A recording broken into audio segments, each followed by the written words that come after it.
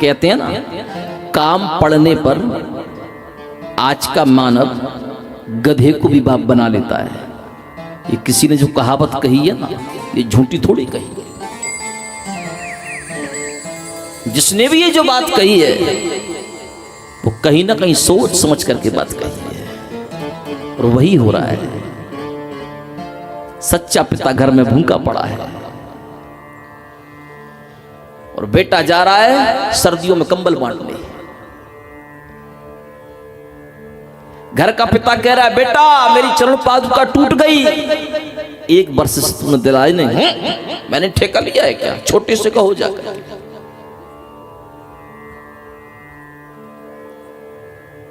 बेटा जा रहा है दूसरी जगह, चरण पादुका बांट रहा है। घर में पिता के पास कपड़े नहीं है, बेटा वहां पर भंडारा करा रहा है। भंडारा कराओ, अच्छी बात है, ये हमारा धर्म है। दान पुण्य करो, अच्छी बात है, ये हमारा धर्म है। लेकिन आपके घर में आपका जो भगवान बैठा है, जरा पलट करके उसको भी देख लिया करो।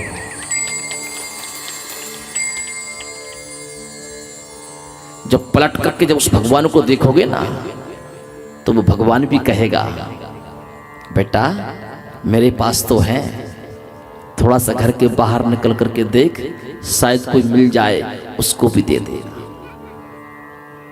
एक छोटा सा बालक था, 5 वर्ष का, ज्यादा से 7 वर्ष का होगा। गुब्बारे बेच रहा था, गर्मी का समय था, पैर में चरण पादुका नहीं थी। जो भी गाड़ी वाला सामने आता, गाड़ी के पास पहुंच जाता, गुब्बारे ले लो, गुब्बारे ले लो। पैर जल रहे थे उसके, बार बार पैर उठाता रखता, पैर उठाता रखता, कोई उससे गुब्बारे नहीं लेता। उसी क्षण एक गाड़ी वाला आया, उसने उससे पूछा, बेटा ये गुब्बारे कितने के दिए? उसने कहा, साहब 20 रुपए के सारे गुब्बारे ले जाओ। अच्छा बेटा 5 मिनट रुकना, मैं भी आ गया, यही मिलना।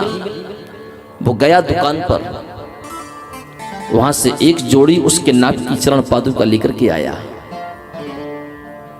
गाड़ी से नीचे उतरा, उसने उस 5-7 वर्ष के बालक को अपने हाथों से चरण पादुका पहनाई। उस बालक की आंखों से आंसू निकल पड़े और वो उस व्यक्ति से कहता, क्या आप भगवान हो? जैसे उस बालक ने उस व्यक्ति से कहा, क्या आप भगवान हो,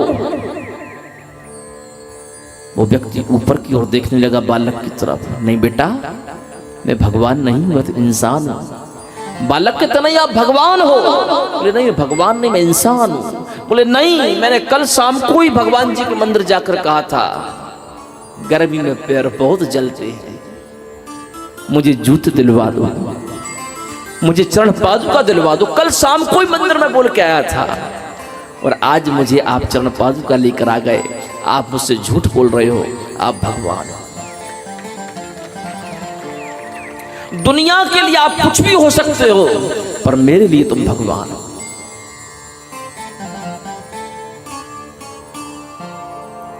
तुलसी इस संसार में सबको मिलिए था,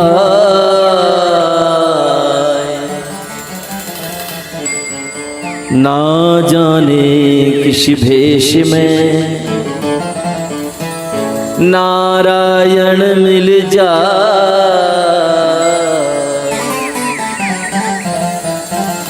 ना जाने किस रूप में भगवान आपके सामने आकर के आपकी सहायता करके चले जाएं, आपको पता ही नहीं चलेगा।